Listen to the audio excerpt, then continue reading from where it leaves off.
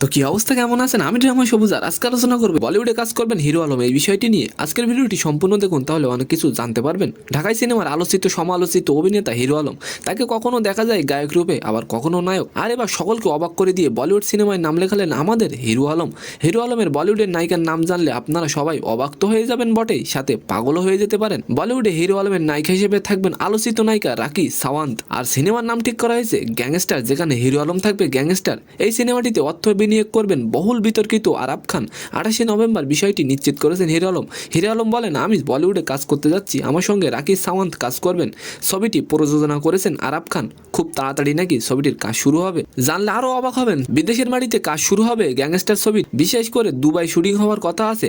আলমের নতুন ছবিটি বাংলাদেশ সহ কয়েকটি দেশে মুক্তি দেওয়া হবে বলে জানা যায়। তো ভিউয়ার্স, অবশ্যই আপনারা হিরো আলমকে নিয়ে একটি কমেন্ট করে যাবেন। তো আজকের ভিডিওটি কেমন লাগলো অবশ্যই কমেন্ট বক্সে জানাবেন। আর ভিডিওটি যদি ভালো লাগে অবশ্যই একটি লাইক দিয়ে আমাদের চ্যানেলটিকে সাবস্ক্রাইব করে দিবেন। ধন্যবাদ।